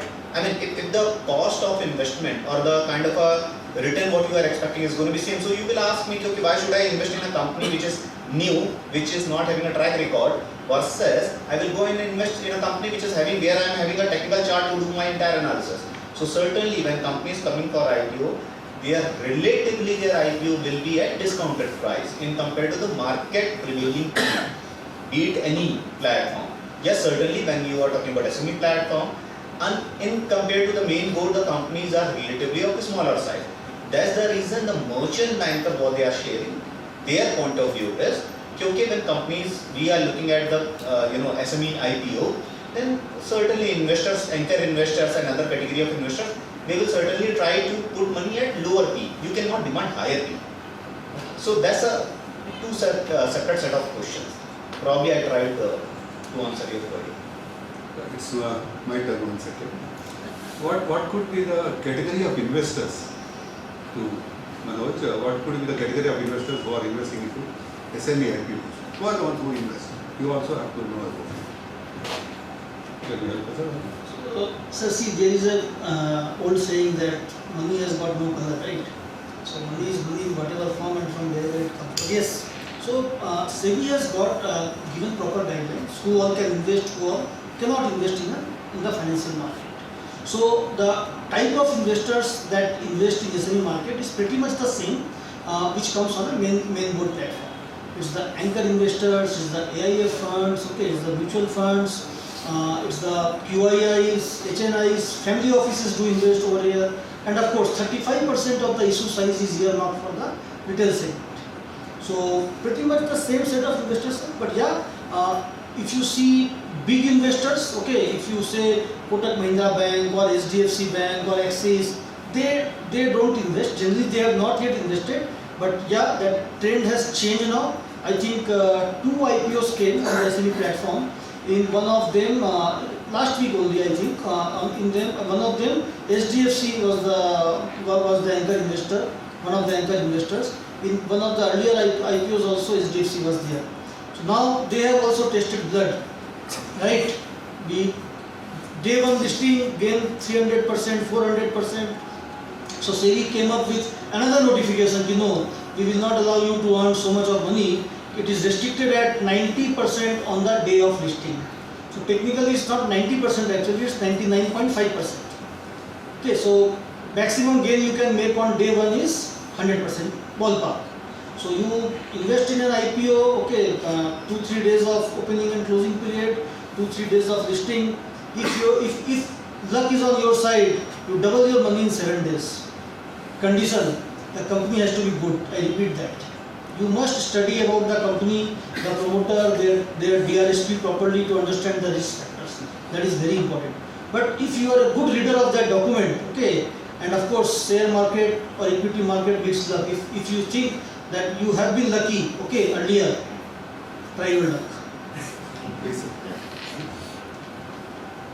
But I will stick to this because I had a question, 2 questions if you don't mind. And I stick to the PE one first because I think 2-3 questions repeatedly on the PE part. In fact, I have one more name which has grown really well in SME IPO. Is it that in general, is it a trend that SME IPOs PEs, rather the gains in the market are better as compared to the main board? Is it a general trend that is observed? Maybe, I'm not sure I should ask this as a general statement, but since I am observing this repeatedly, you gave 2-3 examples here, I know one more which is not in this list. So is it a general trend that you have seen?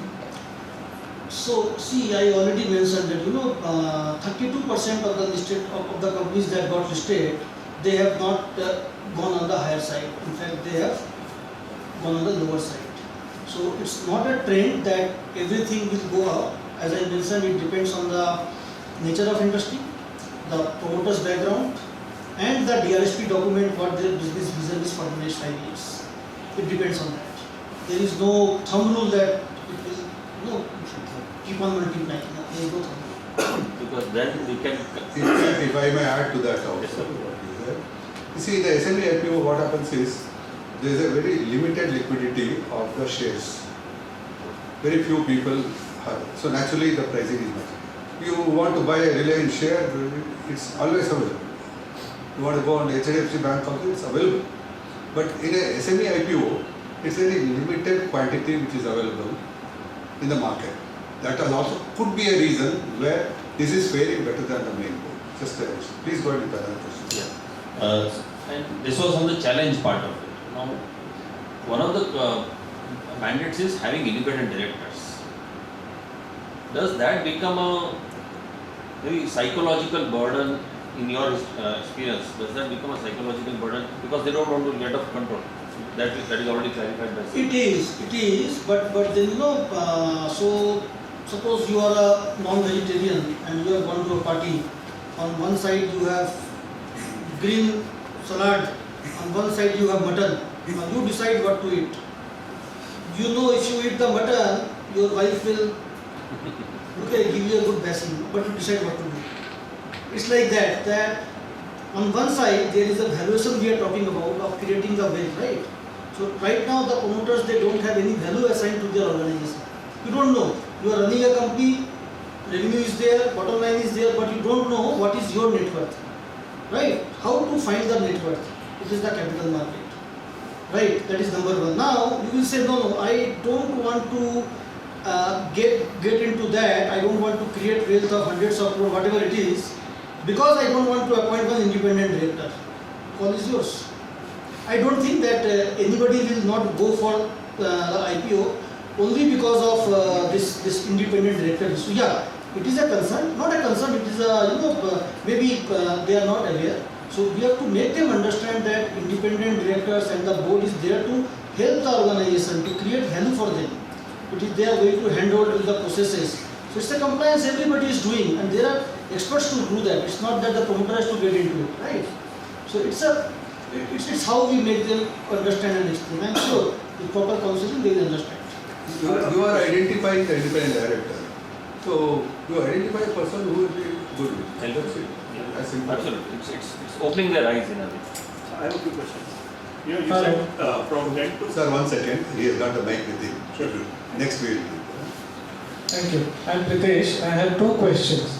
One related to accounting framework. You mentioned Indian GAAP and not Ind AS.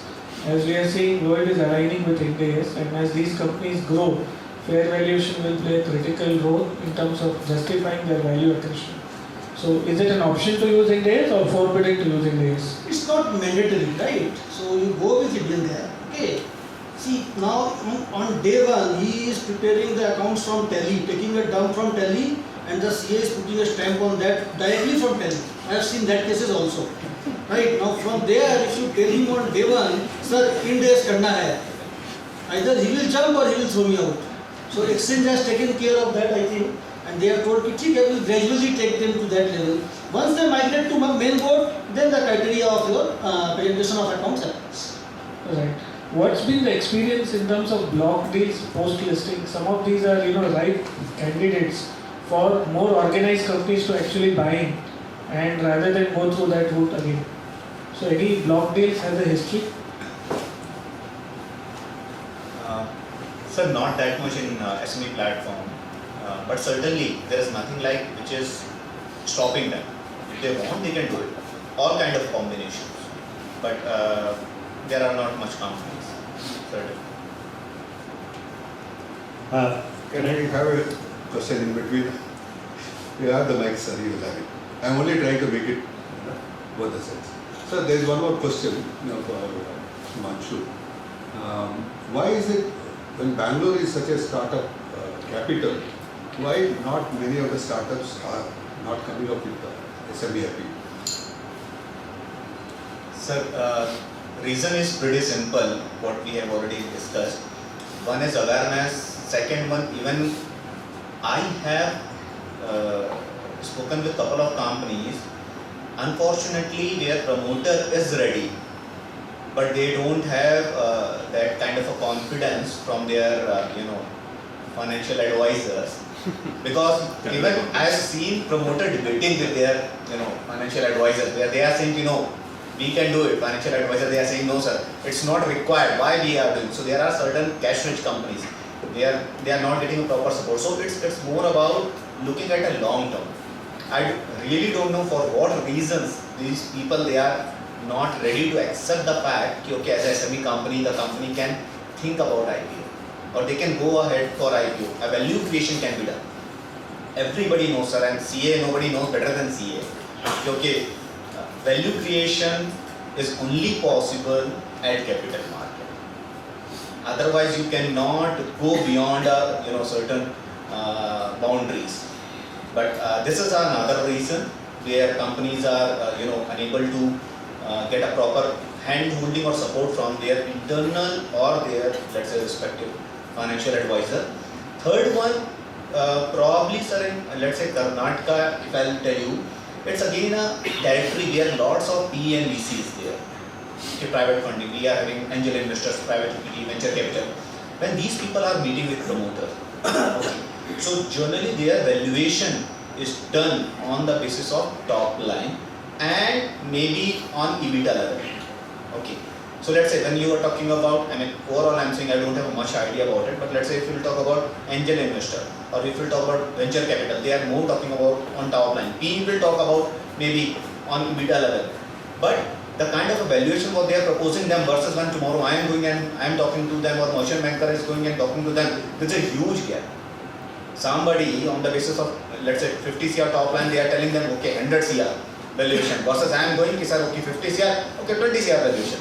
So then they are unable to digest. And second one, in the same example, when these people are going, they are telling them okay, somebody from our board will be sitting in your company, you will have to monitor, you will have to match your numbers, reporting and all that. Now these people are having same mentality. Again, when we are going, they are unable to bifurcate or they are unable to understand okay, capital market is okay, if you are having 10 shares of Wipro, you cannot go and tell Wipro how to run business. Even in case of SME company, if you are having 2000 shares, you cannot go and tell him how to run business. He will simply say, okay sir, you sell it, okay, and take an exit. So those are the things where they are not getting a clarity, which we have seen.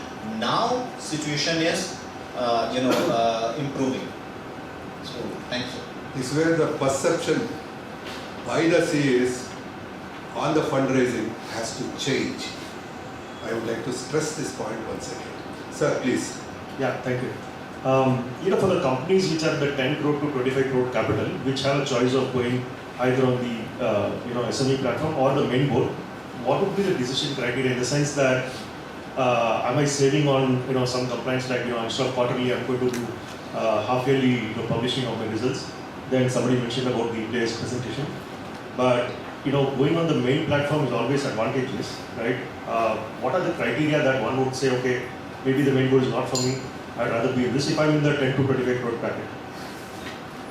Sir, again, it's more about if I feel that my company is, because paid up capital doesn't talk about the potential of the company. But if company is thinking, okay, I am looking for IPO where both doors are open, but they are not very aggressive towards main board. They want to take a baby step. Because when you are, regardless of, okay, if your paid up capital is more than, let's say 10 CR, but it is possible that your relative profit is not meeting the main board criteria. Okay, so even your paid up capital is more, you cannot go and hit the main board. Yeah, no, I'm saying if everything is the same and all the criteria. Then the reason is, sir, firstly cost, second one the process, third one is the post-listing compliances. Because when you are at main board, your company and maybe talk about Tata, everybody is same. You will have to follow everything. One of the answer you yourself have given. Here you are having half yearly compliances. Your team is having kind of a cushion period to understand the ecosystem. And that's the reason there is a window. Now there is a window of 3 years. Earlier, 1.5 years back, we had a window of 2 years. Okay. So after completing, let's say 3 years, when you feel, now I know entire structure, rather than you getting into the main board and falling on a wrong side, because compliances are compliances. Regardless, SME or main board, as I have told sir also, if regardless of your liquidity, if you are not meeting compliances, then people are, will be handled very seriously. So likewise, rather than going and directly jumping it at the main board, companies are thinking, okay, let me firstly understand SME platform, then go to the main board. And so as I told, one of the criteria for at least few of my clients would be the compliance. If I didn't see a clear slide on that between the main board and the SME, if I could get that would be really useful. The second question I have is, have there been any examples of companies in the main board wanting to come to the SME? Because you cannot. It's a one way. So basically, if you are listed at SME platform, firstly at SME, unlike main board, at SME you can only go to the one exchange. At main board you can list on both exchanges, right? But SME, it will be either. SME it will be main like either you will have to decide which exchange you want to look at, get into, and that too from SME you can migrate to the main board. No, I'm talking about those companies which are fitting the criteria of the SME, but they got listed in main board long ago, and now they wish to come to SME. Are they allowed? That's the reason I told you. You cannot. If you are listed at main board, then now you are at main board. So you cannot, get delist Although on this point again I will recheck and come back to you, but as per my knowledge you cannot delist and come to SME platform. If you have already gone to main board, you have gone to the main board. One last question, is there any SME index, just like we have indexes? Yes, we do have an index known as Nifty SME Emerge. I mean, due to the time I have excluded that PPT. The way you have Nifty 50, likewise we are having Nifty NSE Emerge. Okay, so if you check that index, it will give you a fair idea how the platform is doing. You go and check this index just before COVID, January 2020. It was at the approximate 1300 level, and now it is more than 10,000. That will give you a fair idea about it. I have one important question. Sir, the issue which partly was discussed actually, many of these institutions which are there, they could be societies, it could be trusts, it could be association or something like that. Take an example of a trust which want to set up a medical college. A requirement is of 300 crores, 500 crores, things like that. Can they go in for an SME IPO? Or if they have to go for an SME IPO, how do they have to go? How do our chartered accountants advise them? They want 300 crores, okay, that's a figure I'm giving. Or even 100 crores. Sir, again, firstly we will have to, if they are meeting, regardless of the fund requirement, it can be 30 CR, it can be 300 CR. If they are meeting our basic eligibility criteria, and if the merchant banker is confident about the profile, because simply as the ball is, it's the merchant banker who's going to underwrite it. The entire risk is going to be on their shoulders. If they are thinking, okay, I am able to sell this story, or through the entire journey of IPO, or in terms of the financials or profile, I will be able to sell it to the their investors, then it's fine. As an exchange, the point what I asked was, it's a trust, it's a status which there is a trust or a society. But you wanted that to be a private limited company earlier, you mentioned. Yes. This is the type of question which we chartered accountants have. So can they continue to be a trust? Because I as a chartered accountant, I have told him, if you be a trust, you get a lot of benefits of taxation, society, you get a lot of benefits, and all those things. That's what we already do. No, they cannot. But I want 300 crores, you will not give. It has to be a private. So I have to convert the trust or the society and tell the client, no, this question is very important. I am trying to. This was part of the tax planning actually. This is part of the tax planning I have told my client. Earlier. But you have to come out of that, phobia of tax planning. You pay 25% tax, 30% tax. Okay, fine, you pay the 30% tax. But then the valuation of your company, which becomes a company, goes 100 times, 20 times, 100 is too big, okay. 10 times, 20 times, 30 times. Now you have a better benefit there than, you pay as a good citizen, you pay the taxes, 25% is nothing when compared to this. And sir, simply, another logic when I am talking to the promoters, and sometimes they are saying, okay, I will have to liquidate, okay, it will go to the public. So it is hardly, minimum requirement is 25%, let's say you are diluting 25%, 30% and all, but the money what you are raising, that you are going to use for your business, and tomorrow when your valuation is increasing, let's say for the examples what sir has taken, you have taken, let's say from Mysore, you can check the company which is listed from Mysore, they are also doing pretty good in terms of, I'm not suggesting anything, I'm just saying in terms of their valuation what it was, what it is. So the 75% stake is still with promoter. Tomorrow when their valuation is increasing, let's say company got listed without any name, company got listed at 100 CR valuation, now it is 500 CR. If promoter wants to do offer for sale, the kind of amount which is going to come in their kitty, it's huge. So those are the combinations which even tomorrow if I am going and telling them, they may not be that confident when tomorrow you are telling them, because you are still part of their organization. I am someone who is outsider. So the first, what we keep on saying, the first learning has to be started at your home. So likewise, as a CA or as their financial advisor, you will have to tell them the difference. What they are losing by not following, not paying taxes, or not following value creation model rather than carrying on tax evasion. Yes, sir. Sir, please. Cost-wise, how much it may cost? Any numbers can be shared to raise the fund from, let's say, 15 to 30 crores?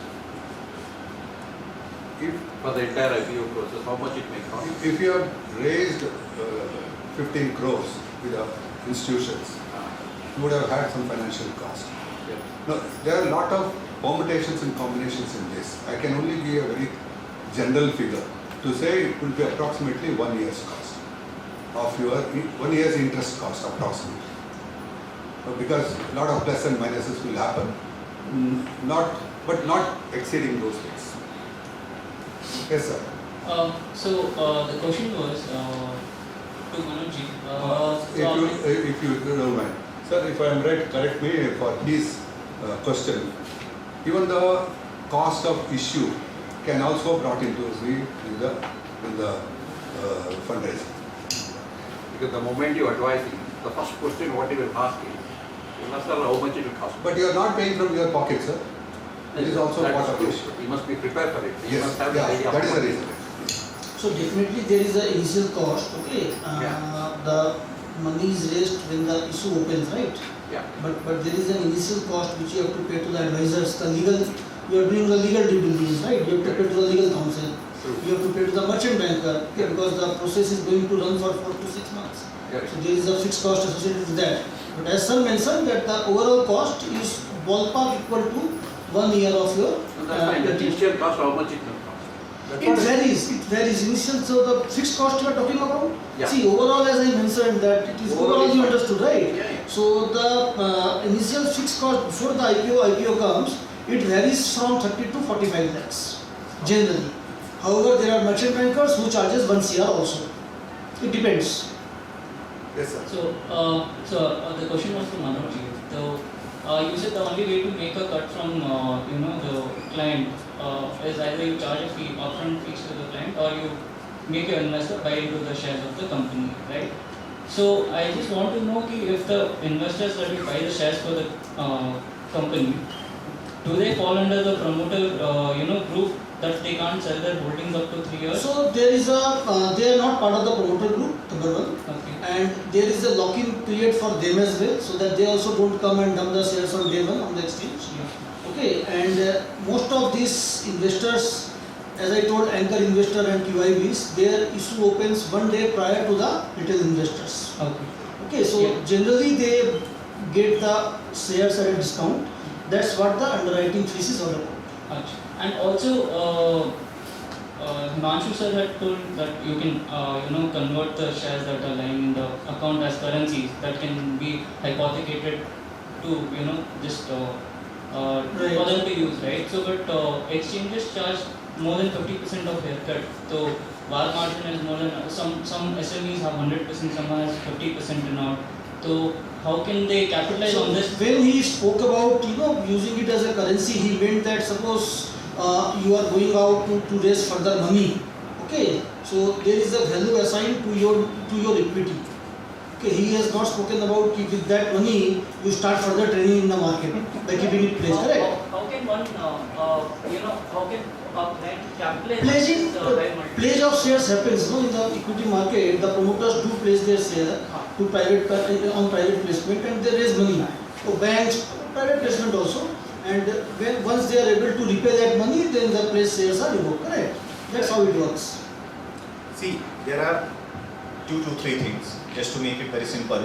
Tomorrow as a listed company, as he rightly mentioned, you want to pledge your shares to your respective bank, you don't have a tangible property, you can use your shares. You are going for any kind of merger, acquisition, so that's where your shares are pretty much like your currency, because it's a market driven valuation. It's not like something somebody will come and tell you, okay, this is the valuation I'm going to give you. But the shares don't fetch the same amount. So certainly, I mean, if your shares is prevailing at X price, banker will not take at that price, right? There will be certain, it depends on bank to bank, at what value, but still, you are able to use it, right? So let's say you are you don't have a tangible property, but still you are having the option to use your shares somewhere where it is working, where it is, you don't have to, literally lock your property there. So in that way, I was trying to mention. Yeah, please. Hello, sir. This is Ranjini here. My question is to Manoj sir. As we are talking, we are actually evaluating SME IPO for one of our prospective clients. So like Prabhudev sir mentioned, today most of the SMEs are highly leveraged. So in our case, the promoter has a lot of loans in his books. So his main objective is to raise money and pay off the loans. How is it viewed?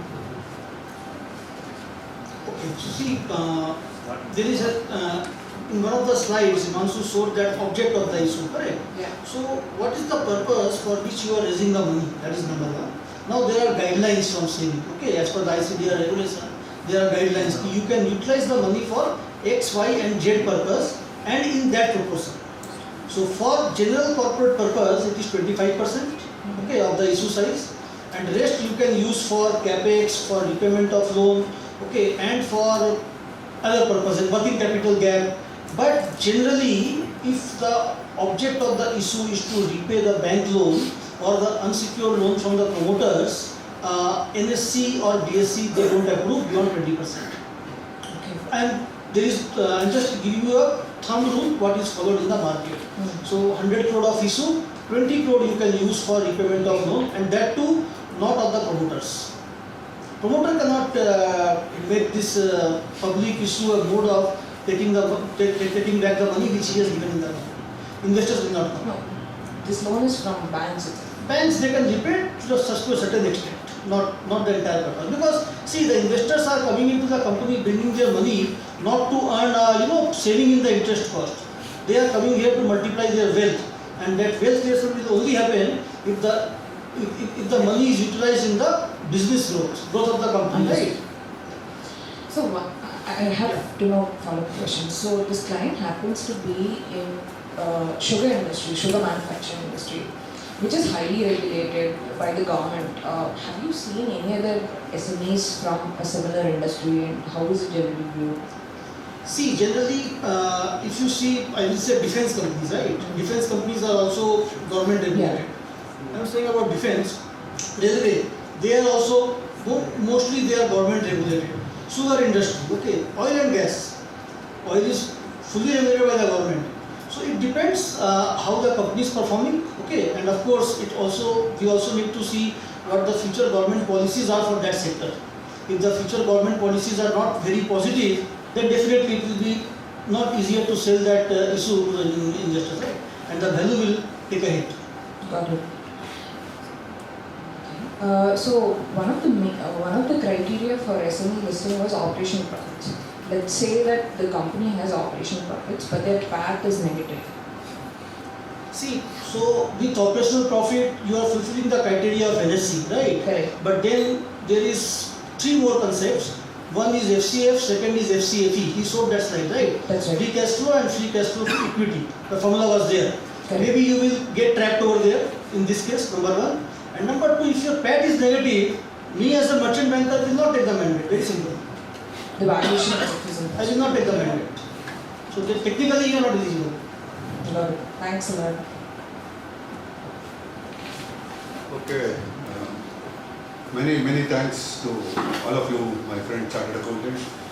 We thought questions will be there by each one of you, but it looks like each one of you asking 2 and 3 questions. So that means it shows the interest you have in the subject, and the subject also is so difficult. But I think it has made it easy for all of you today, and I am sure on behalf of all of you, formal thanks I will be telling apart from the Institute of Bangalore National University. So thanks to you, Himanshu and Manoj, for this excellent interactive meeting we had. Thank you also. Thank you, sir. Definitely, members, I think you must have cleared most of your doubts, if not all. And if there is anything, please reach out, write to us, and we will pass it on to the respective people, and probably they will help us out in this one. Or we could also think of having a follow-up session. On behalf of Bengaluru branch, we thank moderator C.A. Prabhudev sir for all his right questions. I mean, moderator's role is very important to get the right answers from the people. So thank you, sir, for doing that. I request our chairman to hand over a memento to sir. Can we have a round of applause? Sorry? Presentations can be shared. It can be shared. Yeah. delegate presentations. All the registered party delegates will get it on their email. We'll send it on.